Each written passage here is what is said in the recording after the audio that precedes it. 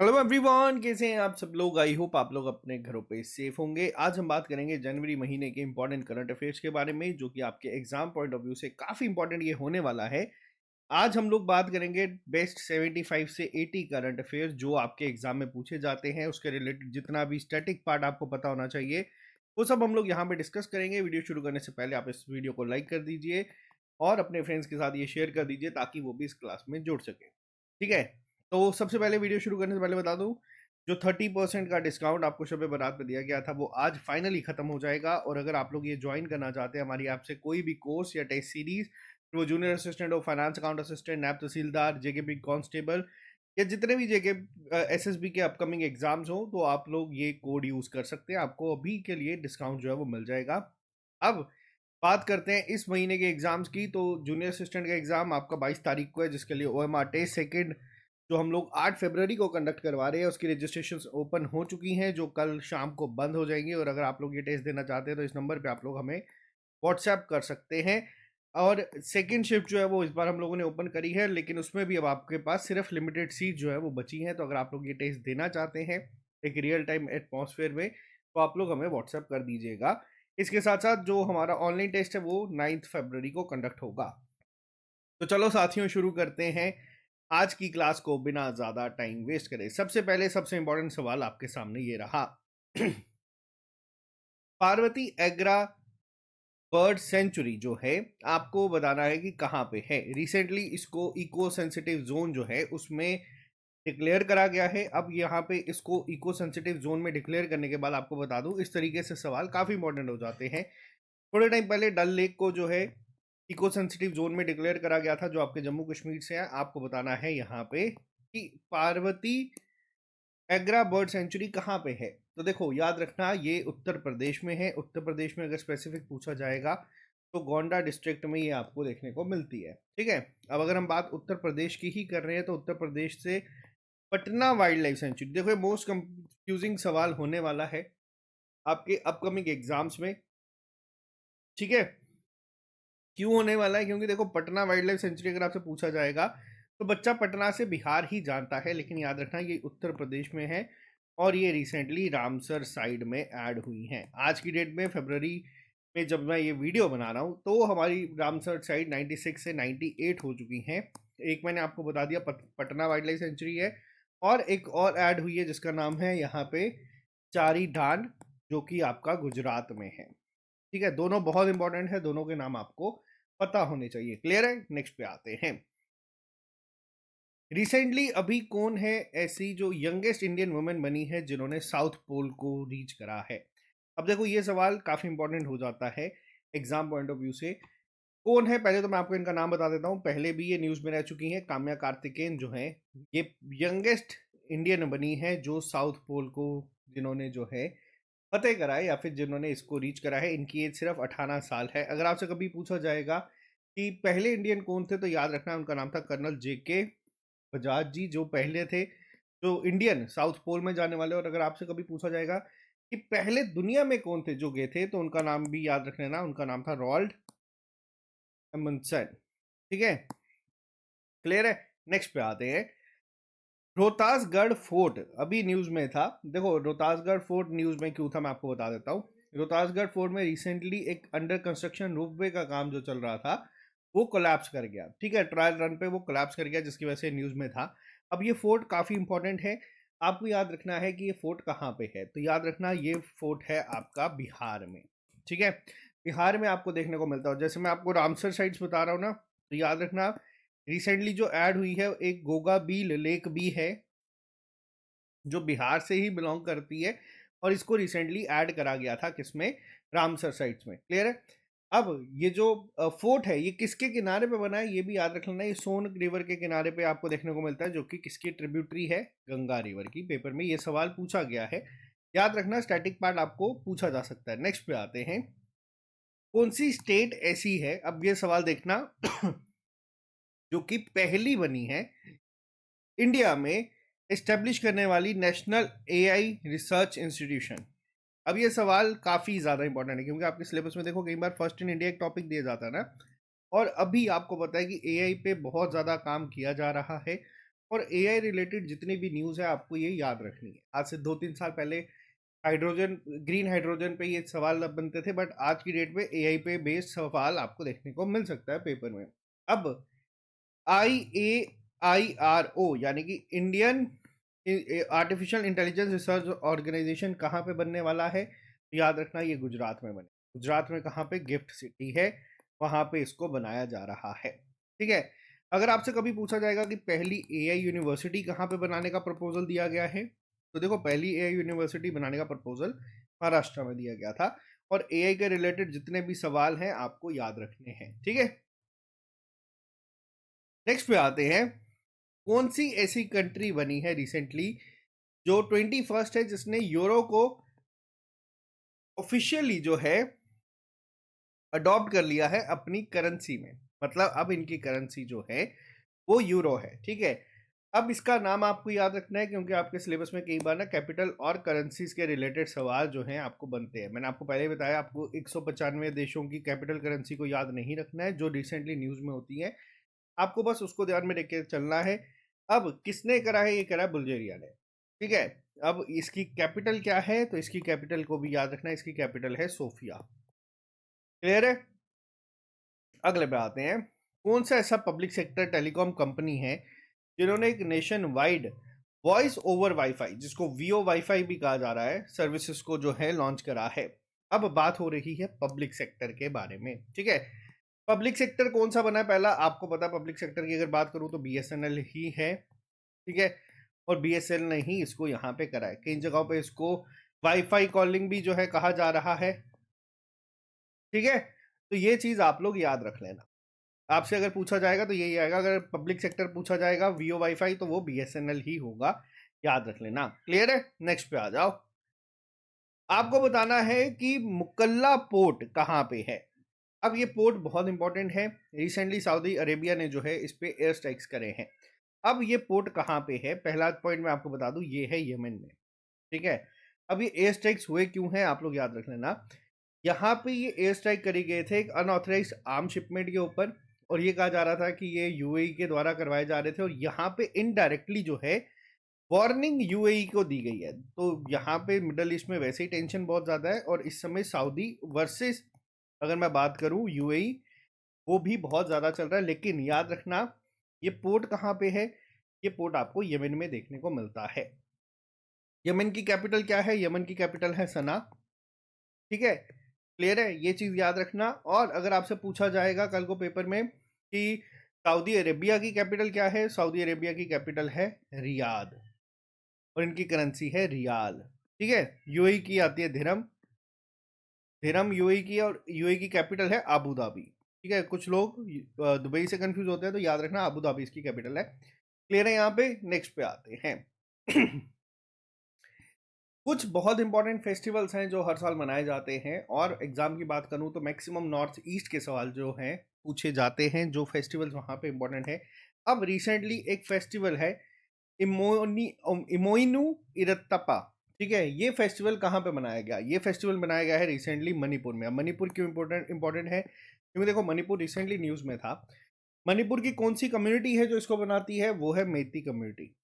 ठीक है। मेइती कम्युनिटी के द्वारा इसको मनाया जाता है। रिसेंटली मणिपुर में काफ़ी ज़्यादा अनरेस्ट देखने को मिला था, जिसमें मेइती कम्युनिटी भी काफ़ी ज़्यादा आप लोग न्यूज़ में सुन रहे थे। तो इन्हीं के द्वारा ये जो फेस्टिवल है ये मनाया जाता है।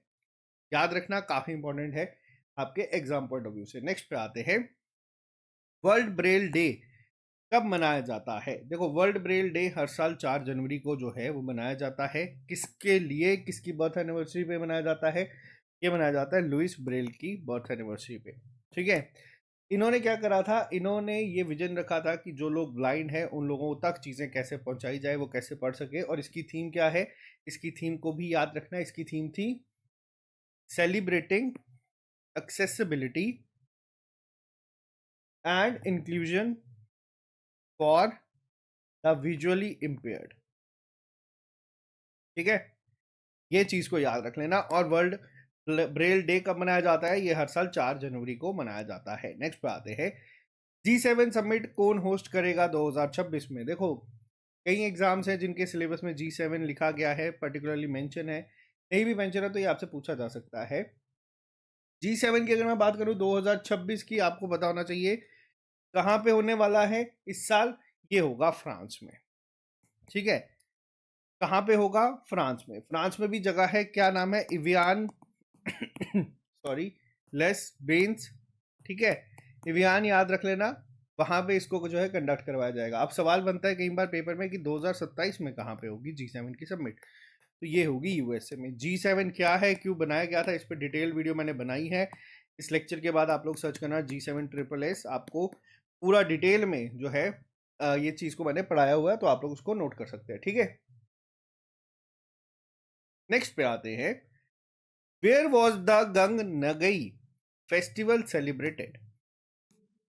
और देखो साथियों, वापिस से सवाल क्या है, दोबारा ये फेस्टिवल है, याद रखना। बहुत सारी स्टेट्स में मनाया जाता है, लेकिन मेनली ये मणिपुर का ही फेस्टिवल माना जाता है। पोस्ट हार्वेस्ट फेस्टिवल मनाया जाता है। और इसके साथ ही आपको बता दूं, नागालैंड का एक फेस्टिवल बहुत बार पेपर में पूछा गया है, उसका नाम क्या है? हॉर्नबिल फेस्टिवल, जो कि आपके लास्ट मॉक टेस्ट में भी था। ठीक है, बहुत बार पेपर में भी पूछा गया है, तो आपको ये फेस्टिवल्स खास तौर पे जो नॉर्थ ईस्ट कंट्रीज में बनते हैं ना, वो याद रखने हैं, पेपर में पूछे जाते हैं। ठीक है, आ जाओ नेक्स्ट सवाल के ऊपर। रिसेंटली अपडेटेड आपका डेटा आया है क्रॉप्स के ऊपर। दुनिया की कौन सी ऐसी कंट्री है जो कि अब लार्जेस्ट प्रोड्यूसर बन चुकी है इसकी, राइस की? पहले कौन था? चाइना था। अब कौन बन चुका है? तो याद रखना, इंडिया जो है ओवरटेक कर चुकी है चाइना को, किसमें? In the production of rice. अब हमारे J&K की एक राइस है मुश्क भुज्जी, जिसको हम कहते हैं। ठीक है, ये कहाँ की फेमस है? ये अनंतनाग की है, जिसको GI टैग के लिए भी कहा गया है, बट अभी मिला नहीं है, याद रखना। मुश्क भुज्जी राइस कहाँ से बिलोंग करती है? अनंतनाग से करती है, इतना याद रखना। पेपर में पूछा जा सकता है, और अगर आपसे पेपर में पूछा जाएगा कि सबसे ज्यादा कहाँ पे राइस प्रोड्यूस होती है, तो वो आपके इंडिया में होती है। नेक्स्ट पे आते हैं। विष्णु घाट पीपल कोटी hydro electric project recently news में था, आपको बता रहे हैं कि कहाँ पे है।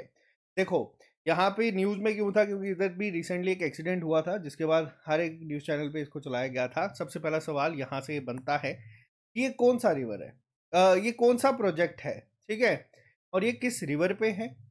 ठीक है, सबसे पहली चीज, रिवर पूछी गई है आपसे विष्णुगढ़ पीपल कोटी हाइड्रो इलेक्ट्रिक प्रोजेक्ट की, तो वो कहाँ पे है? अलकनंदा रिवर पे ये बनाया गया है। और अब यहाँ से स्टेट आप लोग गेस कर सकते हैं, उत्तराखंड में ये आपको देखने को मिलता है। कुछ हमारे J&K से काफ़ी इंपॉर्टेंट है, जिसमें आपका कीरू आ जाता है, इसके अलावा आपका रेटले आ जाता है। ये दोनों कहाँ पे है? ये किश्तवाड़ में है, और ये न्यूज़ में काफ़ी ज़्यादा चल रहे हैं, तो इनको याद रख लेना। ठीक है, नेक्स्ट पे आते हैं।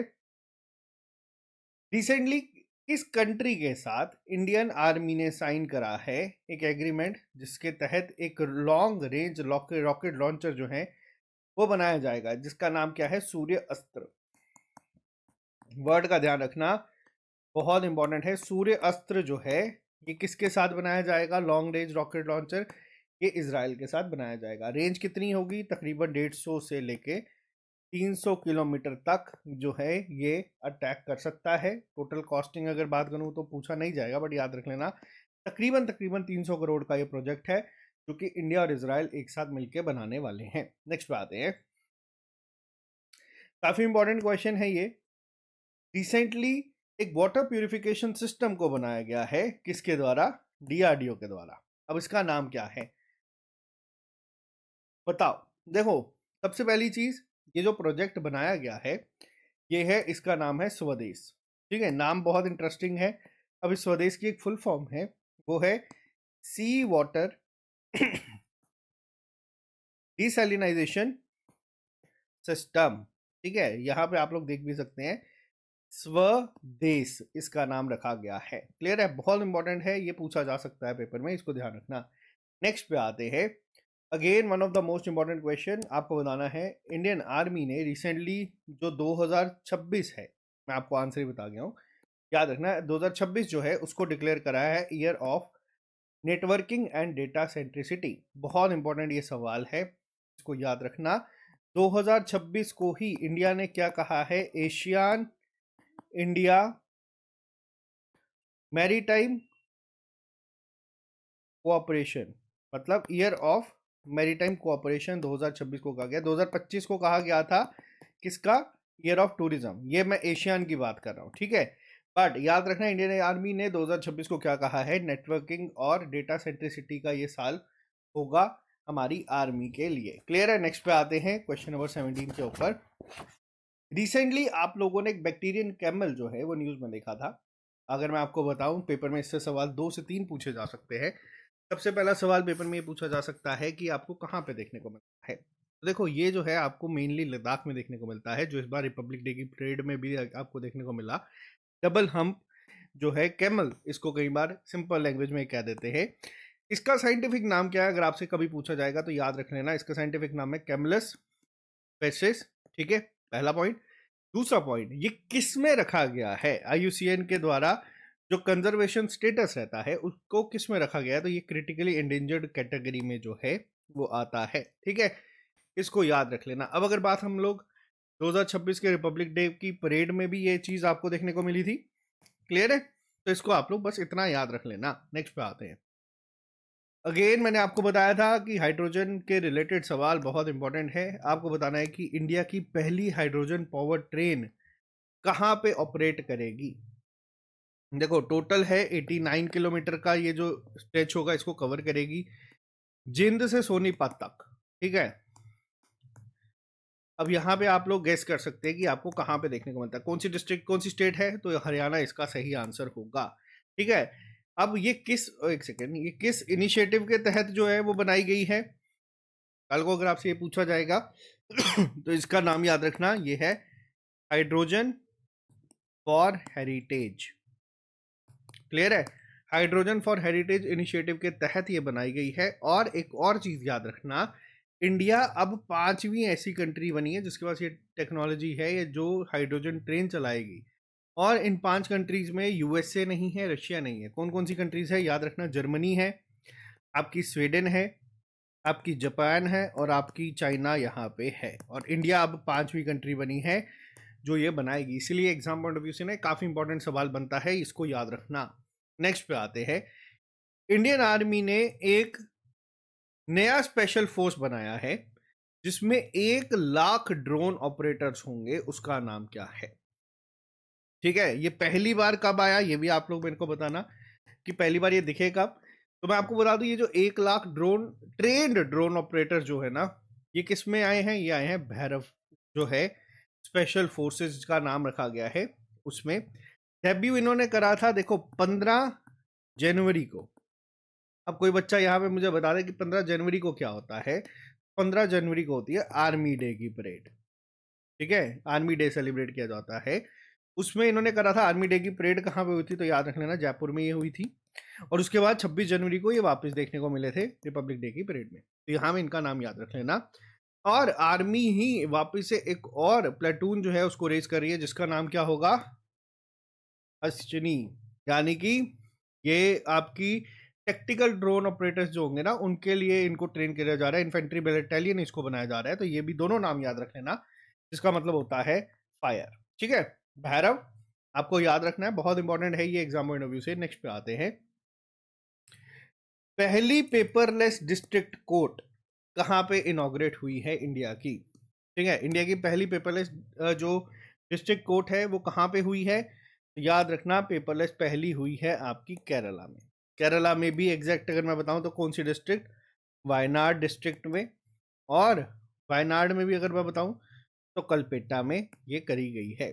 जो हमारे इस समय चीफ जस्टिस ऑफ इंडिया हैं सूर्यकांत जी, उन्होंने इसको इनॉग्रेट करा, लेकिन वर्चुअली करा था, बस इसको याद रख लेना। किस इनिशिएटिव के तहत, ग्रीन ज्यूरिस्डिक्शन के तहत इसको करा गया था, ठीक है। नेक्स्ट पे आ जाओ। वापस से बहुत इंपॉर्टेंट है। सबसे पहले UAIADI की फुल फॉर्म क्या है, ये है unique identification authority of India. जो आपका किससे सारा जो है, आपको कौन सी चीज इसके द्वारा देखने को मिलती है, जो आपके आधार है ना, मेन ये ऑर्गेनाइजेशन है जो इसको देखती है, ठीक है। अब इन्होंने अपना एक मैस्कॉट जो है वो रिसेंटली लॉन्च करा है। तो इसकी मैस्कॉट का नाम क्या है, इसका नाम है उदय, ठीक है, जो आप लोग यहाँ पे देख पा रहे हैं स्क्रीन पे। तो इसका नाम क्या है, उदय इसका नाम है। पेपर में अलग अलग तरीके से पूछा जा सकता है। आप लोगों से सवाल है, बताओ हमारा आधार नंबर कितने डिजिट का है। चलो छोटा कॉमन सा सवाल है, अभी लिख के बता देना। आ जाओ नेक्स्ट पे। रिसेंटली सोमनाथ स्वाभिमान पर्व जो है वो मनाया गया था जनवरी 2026 में। किस चीज को ध्यान में रखते हुए इसको मनाया गया था? न्यूज में काफी ज्यादा देर चला था।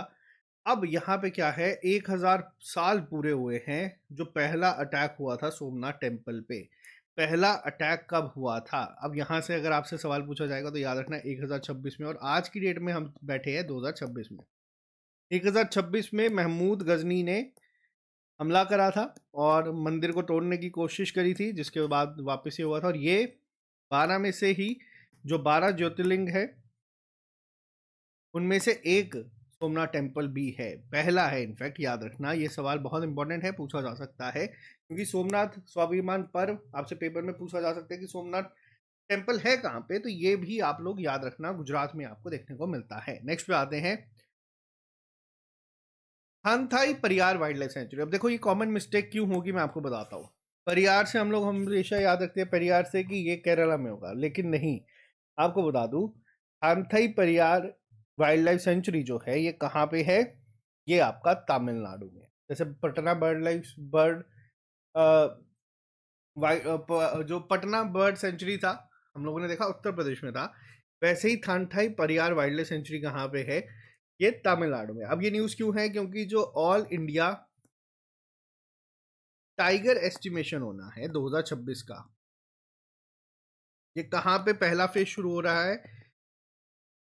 इसका पहला फेज तमिलनाडु में थांगथाई परियार वाइल्ड लाइफ सेंचुरी में जो है वो शुरू होने वाला है। तो इसको याद रखना, जो आपके फॉरेस्ट डिपार्टमेंट के एग्जाम्स है ना उसमें ये सवाल पूछा जा सकता है, काफी इंपॉर्टेंट है। नेक्स्ट पे आते हैं, रिसेंटली कौन सी ऐसी कंट्री है जिसने ज्वाइन करा है इंडिया को, इंडिया अंटार्कटिक मिशन के तहत, जो कि मैत्री 2 है। अब देखो इंडिया अंटार्कटिक में मिशन चला रहा है, सबको पता है मैत्री 1 था। अब एक नया मिशन भी है जिसमें कौन ज्वाइन कर रहा है? यूएई जो है उसने कोशिश करी है, उसने कहा है कि इसको ज्वाइन करेंगे। कितने करोड़ का प्रोजेक्ट है ये? 2000 करोड़ का प्रोजेक्ट है जो चलाया जा रहा है। 2029 से लेके 2032 तक कोशिश की जाएगी इसको कंप्लीट करने की। तो इतना आप लोग याद रखना। नेक्स्ट पे आते हैं, वर्ल्ड हिंदी डे कब मनाया जाता है? देखो वर्ल्ड हिंदी दिवस पहली बार मनाया कब गया था ये भी आप लोग याद रखना। वर्ल्ड हिंदी कॉन्फ्रेंस जो है वो पहली बार हुई थी, किस डेट को हुई थी? 10 जनवरी को। और उस दिन के बाद से हर साल वर्ल्ड हिंदी दिवस हम लोग मनाते हैं 10 जनवरी को। लेकिन पेपर में कई बार सवाल पूछा जाता है नेशनल हिंदी डे को लेके, ठीक है। अब नेशनल हिंदी डे कब मनाया जाता है? वो हर साल 14 सितंबर को हम लोग मनाते हैं। कंफ्यूजन यहाँ पे नहीं होनी चाहिए, ये चीज आपको पता होनी चाहिए। नेक्स्ट पे आते हैं, पंखुड़ी डिजिटल पोर्टल लॉन्च करा गया है रिसेंटली, किस मिनिस्ट्री के द्वारा ये करा गया है? अब देखो नाम से आप लोग इसको गेस कर सकते हैं, ये करा गया है वुमेन एंड चाइल्ड डेवलपमेंट के द्वारा। एक ऑनलाइन पोर्टल लॉन्च करा गया था जिसका नाम क्या रखा गया है? पंखुड़ी पोर्टल जो है इसको लॉन्च करा गया था। बस इतना आप लोग याद रखना। नेक्स्ट पे आते हैं, प्रवासी भारतीय दिवस। जेकेएसएसबी ने सवाल पूछा है, हमारे लिए डेट ज़्यादा इंपॉर्टेंट है क्योंकि हमने ट्रिपल ए क्लासेस जो है इसी दिन शुरू करी थी। कब होती है? ये होता है 9 जनवरी को, ठीक है। सवाल क्या पूछा गया है कि प्रवासी दिवस हर साल हम लोग 9 जनवरी को मनाते हैं, क्या ऐसा हिस्टोरिक इवेंट हुआ था जो कि इसके लिए हर साल ये मनाया जाता है? तो यहाँ पे क्या हुआ था, महात्मा गांधी जो है इंडिया वापस आए थे साउथ अफ्रीका से, ठीक है। अब हर साल प्रवासी दिवस पे जो भी इंडियन बाहर बहुत बेहतरीन काम करते हैं उनको प्रवासी भारतीय, जिसको हम लोग एनआरआई अवार्ड भी कहते हैं, उससे सम्मानित करते हैं। ये भी याद रखना, अभी वाली लिस्ट नहीं आई है, जब आएगी मैं आप लोगों तक पहुंचा दूंगा, ठीक है। नेक्स्ट पे आते हैं, गवर्नमेंट ऑफ इंडिया ने एम करा है कि जितनी भी चाइल्ड मैरिजेस अभी भी हो रही हैं उसको खत्म किया जाए, किस साल तक? और इसका नाम क्या है? बाल विवाह मुक्त भारत अभियान या कैंपेन, ठीक है। तो किस साल तक का टारगेट रखा गया है? याद रखना ये किया गया है 2030 तक, ठीक है। ये डेडलाइंस हम लोग क्यों रखते हैं? ताकि जो काम है हम उसको ज़्यादा स्पेस से जो है वो कर सकें और ज़्यादा तेज़ी से हम लोग चीज़ों को जो है वो कर सके। जो टारगेट है हम लोग एक सेट करते हैं, और जैसे आप लोगों का एग्जाम है मान लेते हैं 22 फरवरी को, आप लोगों के सामने एक डेडलाइन है, तभी आप लोग आज की डेट में ना इस क्लास में बहुत सारे बच्चे, अगर यही 22 फेब को पेपर नहीं हो तो अभी आज की डेट में हार्डली 20-30 बच्चे क्लास में देख रहे होते हैं। ये एक सिंपल सी चीज़ है जो आपको समझनी है। आ जाओ। परम शक्ति सुपर कंप्यूटर रिसेंटली लॉन्च करा गया है कौन से आईआईटी के द्वारा? अब देखो नाम क्या है, परम शक्ति, किसके द्वारा करा गया है? आईआईटी मद्रास। क्या ये इंडिया का सबसे फास्टेस्ट सुपर कंप्यूटर है? अगर मैं यहाँ पे बात करूँ परम शक्ति की, तो इसकी स्पीड क्या है? इसकी स्पीड है 3.1 पेटाफ्लॉप्स। ठीक है, आपको मैंने पढ़ाया है कंप्यूटर में भी कि कंप्यूटर सुपर कंप्यूटर की स्पीड फ्लॉप्स में काउंट होती है। मेरे को कमेंट बॉक्स में लिख के बताओ इसकी फुल फॉर्म क्या होती है। अब इंडिया का जो फास्टेस्ट है वो क्या परम शक्ति है? नहीं, इंडिया का फास्टेस्ट है एरावत। एरावत PSAI। ठीक है, कितनी स्पीड है उसकी? 8.50 पेटाफ्लॉप। ठीक है, अब क्या दुनिया का फास्टेस्ट एरावत है? नहीं, दुनिया का फास्टेस्ट आपका है आज की डेट में एल कैप्टेन, जिसकी है 1.809 एक्सा फ्लॉप्स। ठीक है, अब ये पेटा एक्सा क्या होते हैं ये मैं आपको डिटेल में कंप्यूटर क्लास में बताया। इससे पहले था फ्रंटियर, और ये दोनों किस कंट्री के? ये दोनों यूएसए के। क्लियर है? अगर पेपर में पूछा जाएगा करंट अफेयर से कि परम शक्ति किसने करा है, तो आईआईटी मद्रास ने करा। अगर पूछा जाएगा कि इंडिया का फास्टेस्ट सुपर कंप्यूटर कौन सा है, तो उसका नाम एरावत है। दोनों चीजें आपको पता होनी चाहिए। ठीक है, नेक्स्ट पे आते हैं। रिसेंटली नेशनल स्कूल गेम जो है वो कंडक्ट हुई थी। आपको बताना है कि इसको टॉप किसने करा है। मेडल टैली को किसके द्वारा टॉप करा गया था? तो जो स्कूल गेम्स रिसेंटली हुई है इसको टॉप करा था महाराष्ट्र ने। सबसे ज्यादा मेडल्स महाराष्ट्र ने यहाँ पे जीते हैं। नेक्स्ट पे आते हैं, रत्तापानी टाइगर रिजर्व कहाँ पे है? देखो ये इंपॉर्टेंट है, ये भी आपका रिसेंटली टाइगर रिजर्व में ऐड हुआ है। इंपॉर्टेंट क्यों है और न्यूज में क्यों था? रिसेंटली रत्तापानी का जो नाम है वो चेंज कर दिया गया है। अब ये पद्मश्री जो थे डॉक्टर विष्णु श्रीधर वाकंडकर जी, उनके नाम के ऊपर अब ये रख दिया गया है। तो अगर कल को पेपर में सवाल पूछा जाएगा कि रत्तापानी का अब नया नाम क्या है, तो ये भी याद रखना। रत्तापानी टाइगर रिजर्व है कहाँ पे, ये तो सब बच्चों को मैं उम्मीद करता हूँ पता होगा, क्योंकि काफी बार पढ़ाया है। ये आपका मध्य प्रदेश में। क्लियर है? न्यूज में क्यों था और नया नाम क्या है, दोनों आपको याद रखने हैं। नेक्स्ट पे आते हैं, एक शाइन इनिशिएटिव जो है वो लॉन्च करा गया है। अब शाइन है क्या? शाइन की फुल फॉर्म है standards help inform and nurture empowered women. ठीक है, अब ये किसके द्वारा करा गया है? तो किया गया है BIS यानी कि ब्यूरो ऑफ इंडिया स्टैंडर्ड के द्वारा जो है इसको लॉन्च करा गया है। नेक्स्ट पे आते हैं, सॉरी, नेशनल यूथ डे कब सेलिब्रेट किया जाता है? देखो जनवरी में कुछ डेज ऐसे हैं जो कि हर साल सेम डे पे आते हैं, बट ये बहुत इंपॉर्टेंट है एग्जाम पॉइंट ऑफ व्यू से, कभी ना कभी आपको ये देखने को मिलते ही मिलते हैं। अब यूथ डे की अगर मैं बात करूं तो ये कब मनाया जाता है हर साल? तो ये मनाया जाता है 12 जनवरी को। ठीक है, स्वामी विवेकानंद की जन्म दिवस के दिन ये इसको मनाया जाता है, याद रखना। नेशनल यूथ डे हर साल 12 जनवरी को हम लोग ऑब्जर्व करते हैं। नेक्स्ट पे आते हैं, फिफ्थ इंडियन एयरलाइन कौन सी बनी है IATA के तहत? अब देखो जिसने IATA को ज्वाइन करा, सबसे पहली चीज आपको पता होना चाहिए कि IATA होता क्या है। IATA की फुल फॉर्म क्या होती है? उससे पहले आपको बता दूं, अकासा एयर जो है वो बनी है अब 5वीं। इससे पहले 4 थी, उसमें आपकी एयर इंडिया आती है। ठीक है, एयर इंडिया एक्सप्रेस अलग है दोनों। आपकी इंडिगो है और आपकी आती है स्पाइस जेट। ठीक है, अब ये टोटल थी 4, अब 5वीं बनी है अकासा एयर। अब ये IATA क्या है? ये है इंटरनेशनल एयर ट्रांसपोर्ट एसोसिएशन। इसका 5वां मेंबर इंडिया से कौन सा बना है? वो है अकासा एयर। क्लियर है? नेक्स्ट पे आते, चलो। रिसेंटली इंडियन नेवी जो है अपना नया नेवल एयरबेस जो है लॉन्च करा है हल्दिया में। ये कहाँ पे है? हल्दिया पोर्ट सबको पता है कहाँ पे है, वेस्ट बंगाल में। बहुत इंपॉर्टेंट पोर्ट है। वेस्ट बंगाल में कौन सी रिवर पे है? हुगली रिवर पे ये है। ठीक है, बहुत इंपॉर्टेंट है, पेपर में सवाल पूछा जाएगा कि इंडियन नेवी ने अपना नया नेवल एयरबेस कहाँ पे ओपन करा है, तो याद रखना हल्दिया में, हल्दिया पोर्ट में इसको रिसेंटली इनॉग्रेट करा गया है। नेक्स्ट पे चलते हैं, नेक्स्ट क्वेश्चन पे आते हैं। नेक्स्ट क्वेश्चन आप एक बार देखें, रिसेंटली भद्रकाली इंस्क्रिप्शन जो है वो देखने को मिली है रिसेंटली न्यूज में, और यहाँ पे बहुत सारी जो है इंफॉर्मेशन पता चली है। अब क्या इंफॉर्मेशन पता चली है? जितने भी युग होते हैं हिंदू रिलीजन के अकॉर्डिंग, जितने भी 4 युग हैं उन सबके बारे में इसमें मेंशन करा गया है। और ये जो भद्रकाली इंस्क्रिप्शन है ये कहाँ पे मिली है? याद रखना, ये सोमनाथ टेम्पल गुजरात में जो है वो मिली है। और इसको आप लोग याद रखिए। 1169 सीई के अकॉर्डिंग, सेंचुरी के अकॉर्डिंग ये जो है कहा जा रहा है कि ये तब का जो है भद्रकाली इंस्क्रिप्शन जो है इनको मिली है, तो आप लोग याद रखना, ये न्यूज़ में थी रिसेंटली। नेक्स्ट पे आते हैं। बन्नरगट्टा नेशनल पार्क कहाँ पे है? बन्नरगट्टा नेशनल पार्क न्यूज़ में क्यों था? क्योंकि इसको जो है इको सेंसिटिव जोन में डाल दिया गया है, और ये कहा गया है कि जो 2016 का जो क्राइटेरिया थे, जो 2016 का ये था, वो वापस से इसमें एग्जीक्यूट होगा। तो ये कहाँ पे है? बैनरगट्टा। ये बैनरगट्टा है आपका कर्नाटका। ठीक है, नेक्स्ट पे आते हैं। एक और बहुत इंपॉर्टेंट डे है, जल्दी से बताओ कब होता है। अभी मैंने आपको बताया, भैरव जो आपकी थी डेब्यू, यानी कि पहली बार दुनिया की नज़र में कब आई थी? 15 जनवरी को। कब? इंडियन आर्मी डे परेड को। ठीक है, और याद रखना वेटरन डे एक दिन पहले मनाया जाता है। आर्मी वेटरन डे 15 जनवरी से एक दिन पहले ही मनाया जाता है, इसको याद रखना, पेपर में दोनों पूछे जा सकते हैं। नेक्स्ट पे आते हैं।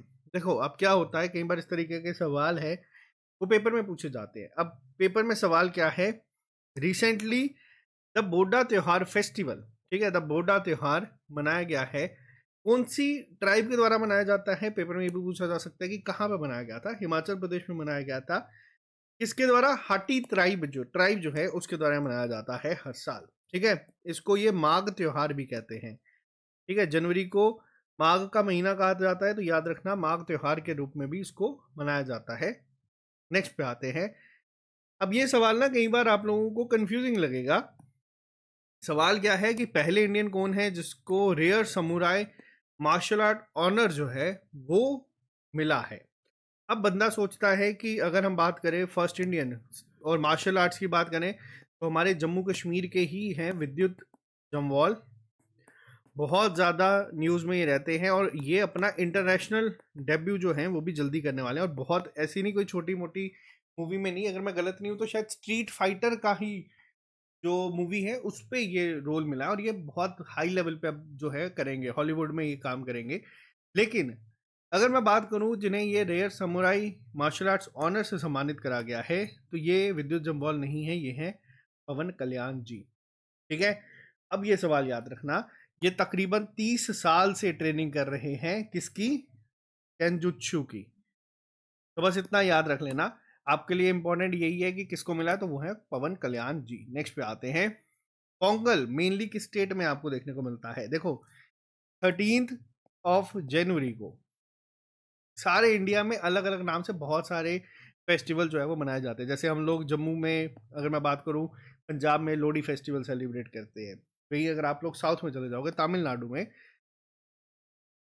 वहां पे इस टाइम पे पोंगल जो है वो सेलिब्रेट करा जाता है। अलग अलग नाम है हर एक जगहों पे, बट मेनली इसी टाइम पे ये सेलिब्रेट करा जाता है, तो इसको याद रखना। तमिलनाडु में पोंगल जो है वो मेनली सेलिब्रेट होता है। नेक्स्ट पे आते हैं। कौन सा ऐसा बैंक है जिसने इंडिया की पहली first fully solar powered ATM van जो है वो लॉन्च करी है?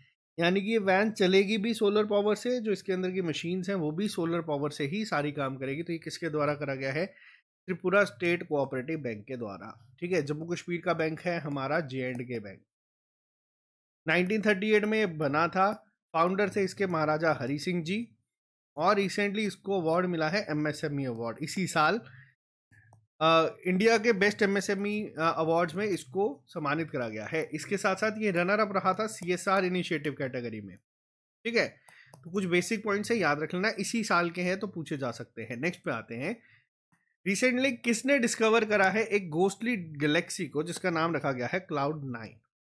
तो ये करा गया है किसके द्वारा? ये करा गया था नासा के द्वारा। बहुत इंपॉर्टेंट है, याद रखना, पेपर में पूछा जा सकता है। नेक्स्ट सवाल पे आते हैं। नेशनल स्टार्टअप डे हम लोग कब मनाते हैं?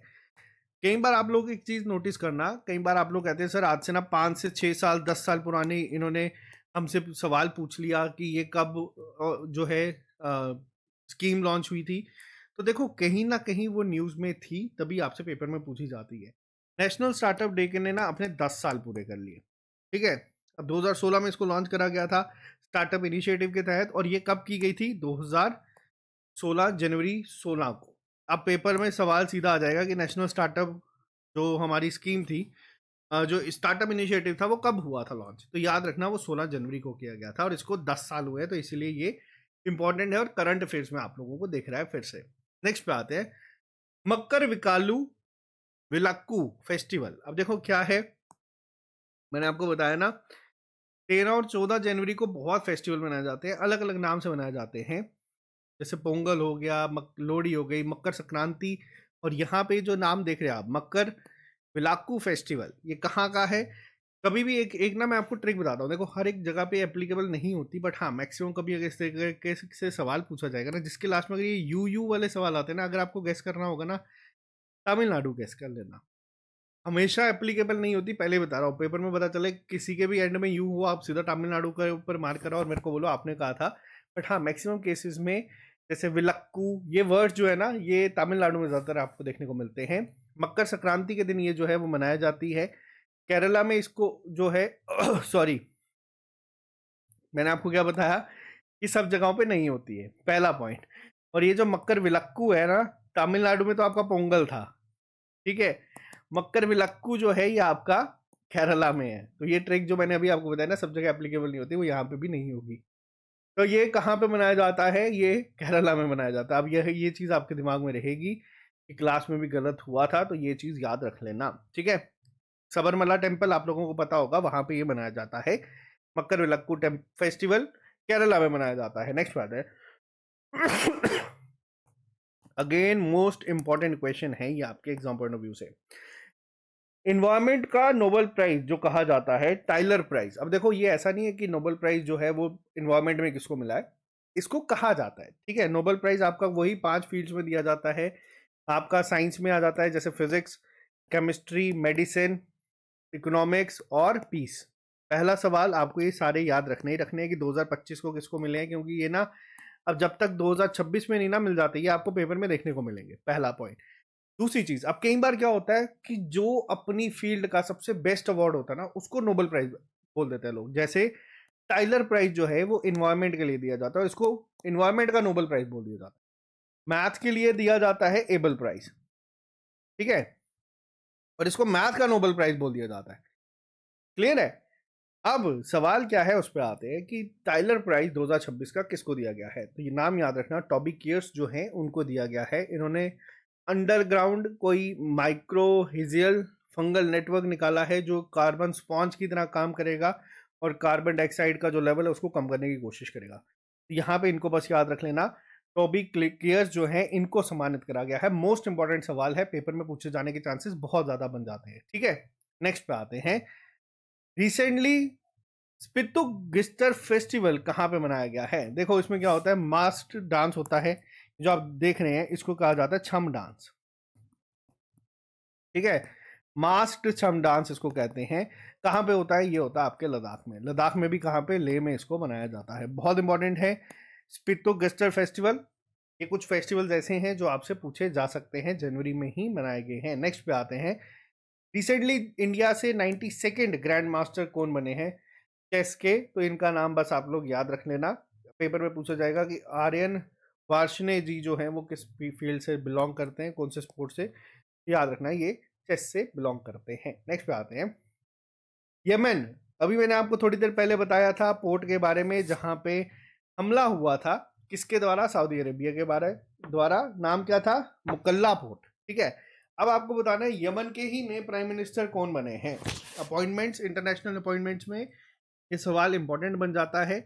इनका नाम क्या था, इनका नाम था शाया मोहसिन जिंदानी, ठीक है। नेक्स्ट पे आते हैं, कौन सा ऑपरेशन लॉन्च करा गया था इंडिया के द्वारा जो ईरान में हमारे सिटीजन्स फंसे थे उनको इवैक्यूएट करने के लिए, जनवरी 2026 में। अब यहाँ पे ध्यान रखना, हमने ईरान से पहले भी इवैक्यूएट करवाए थे, तब इसका नाम था ऑपरेशन सिंधु, ठीक है।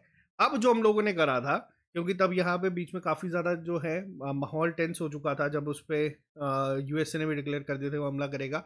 अब इस केस में इसका नाम क्या रखा गया था, ऑपरेशन स्वदेश, ठीक है। दोनों चीज़ याद रखना, जो पहले हुआ था उसका नाम ऑपरेशन सिंधु था, लेकिन जो अब हुआ है उसका नाम क्या था, ऑपरेशन स्वदेश। नेक्स्ट पे आते हैं, हाँ again one of the most important ये सवाल होने वाला है।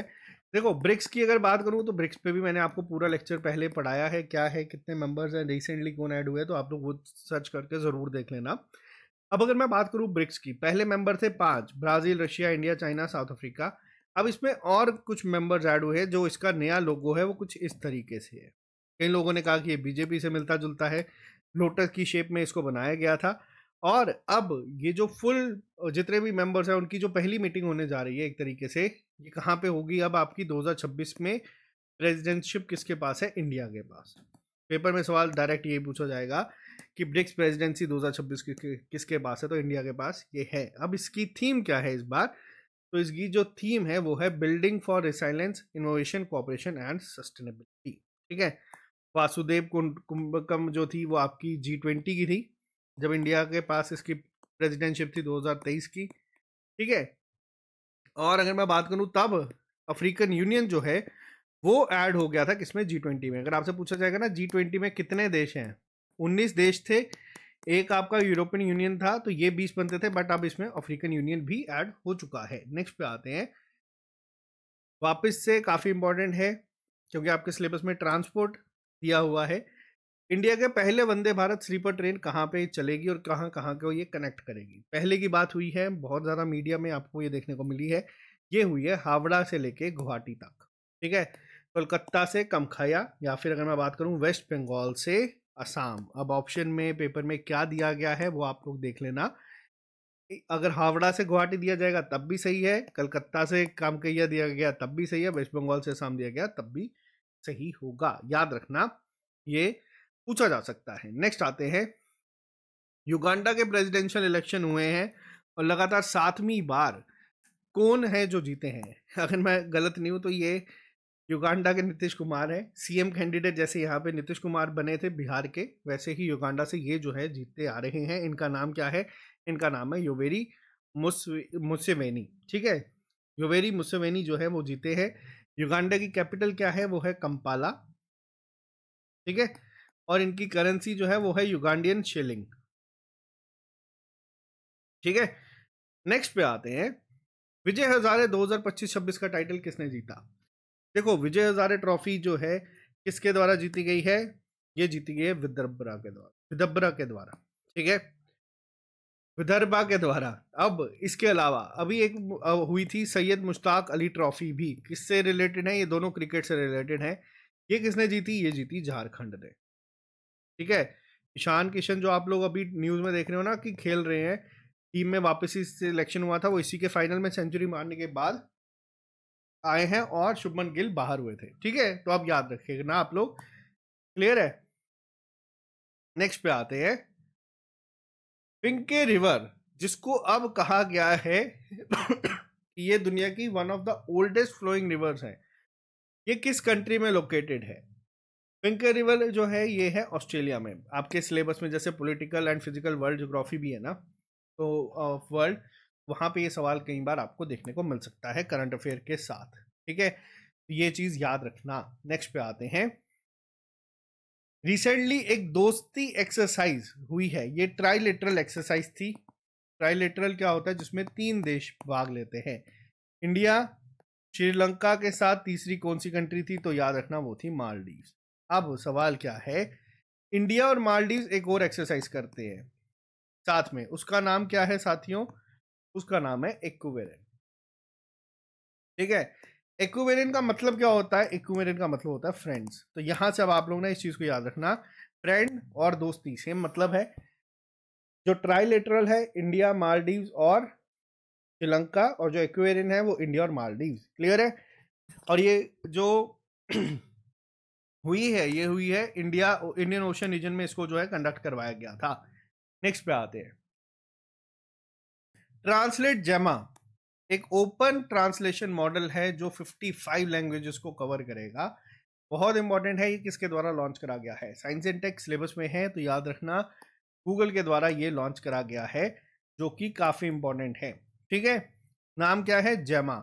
याद रखने के लिए एक और ट्रिक, गूगल का जेमिनाई पोर्टल भी आप लोग यूज़ कर ही रहे होंगे, अपना वो ट्रेंड रोज़ नया कोई ना कोई आ रहा है, तो उसके लिए याद रखना गूगल जेमा जो है वो भी किसका है? ट्रांसलेट जो अभी निकाला गया मॉडल 55 लैंग्वेजेस को कवर करने का, वो भी गूगल का ही है। नेक्स्ट पे आते हैं, कुछ काफी, इसको मैं पूरा जो इंपॉर्टेंट चीजें हुई ना इसको कवर कर लेंगे। सेंट्रल थीम सबसे पहले क्या थी रिपब्लिक डे 2026 की? तो वो थी 150 साल of Vande Mataram, 150 years of Vande Mataram. Vande Mataram लिखा किसके द्वारा गया है?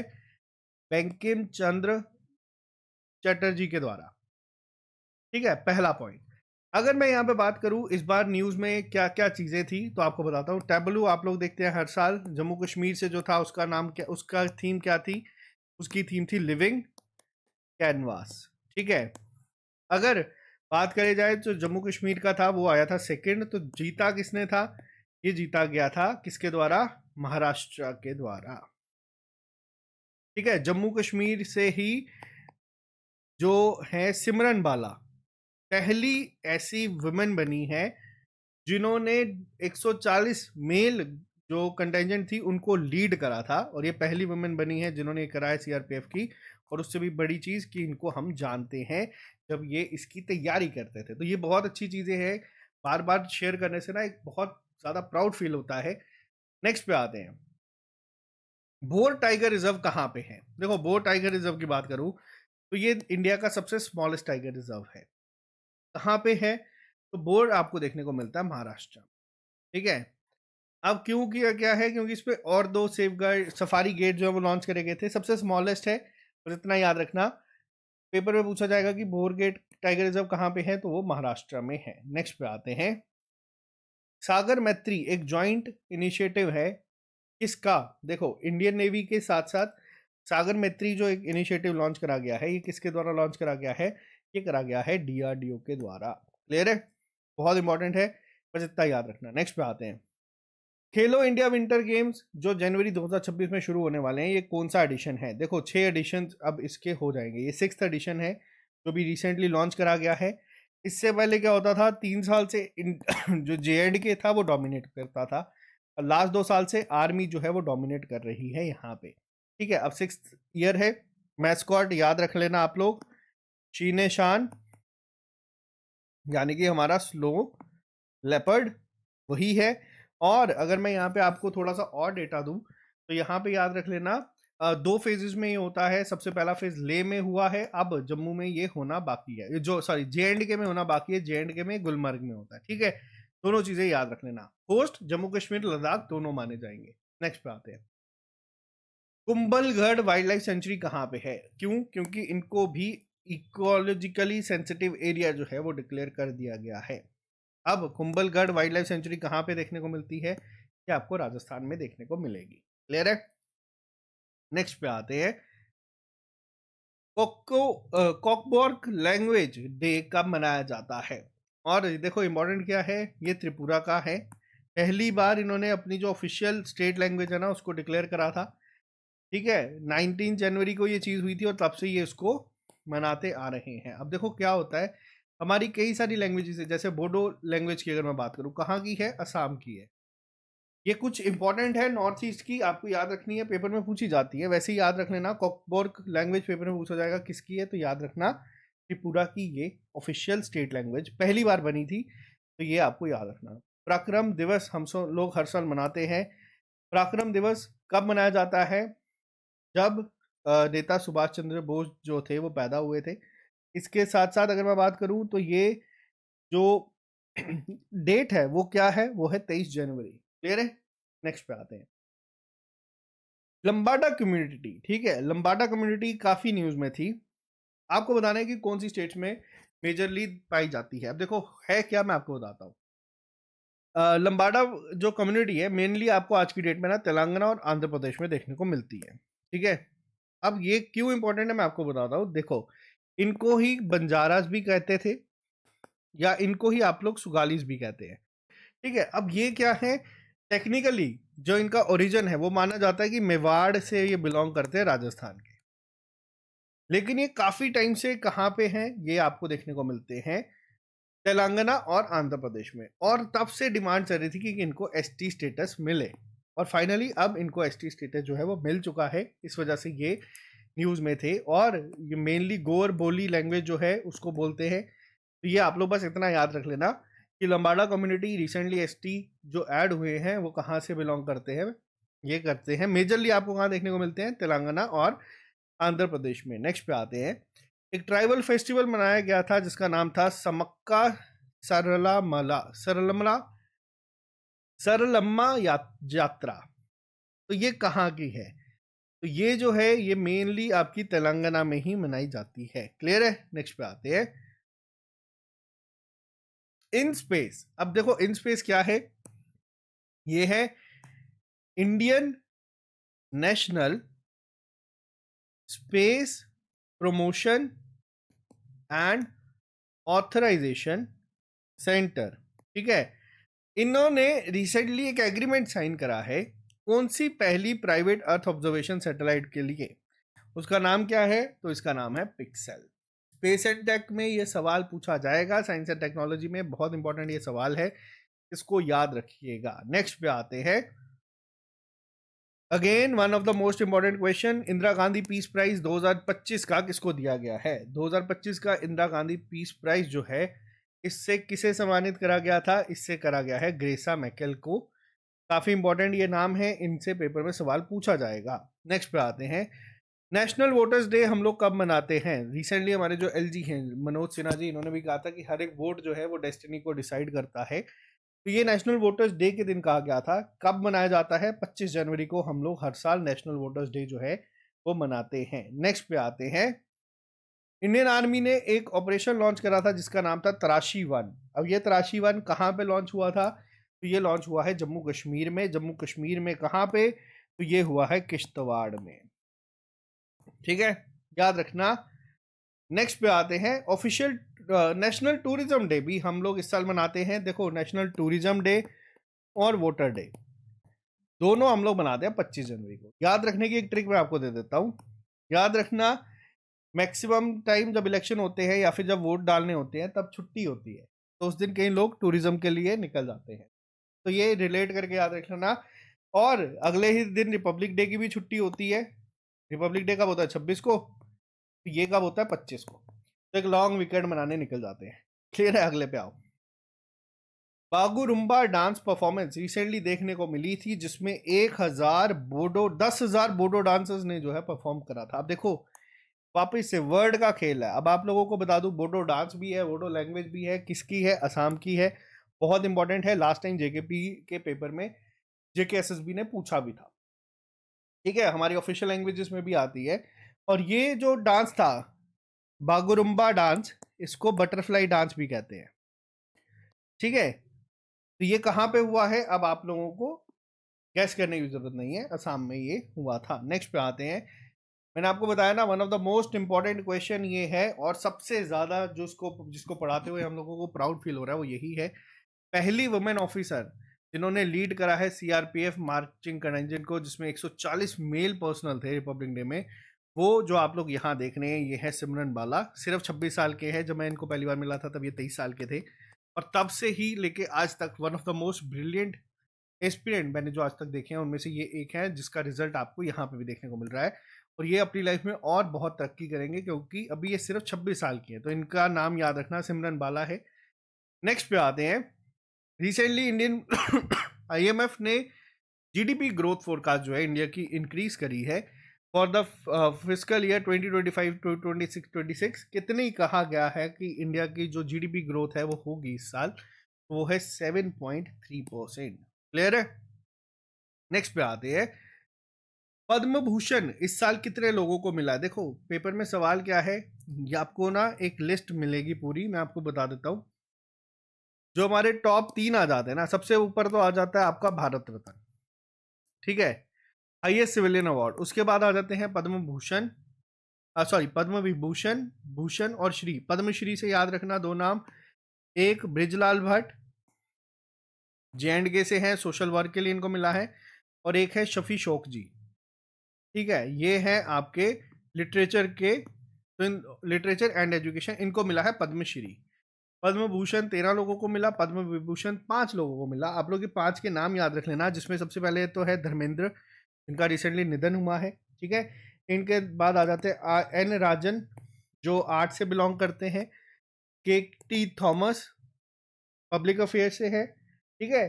पी नागराजन लिटरेचर एजुकेशन में है, और वी एस अच्युतानंदन ये भी पब्लिक अफेयर्स में आते हैं।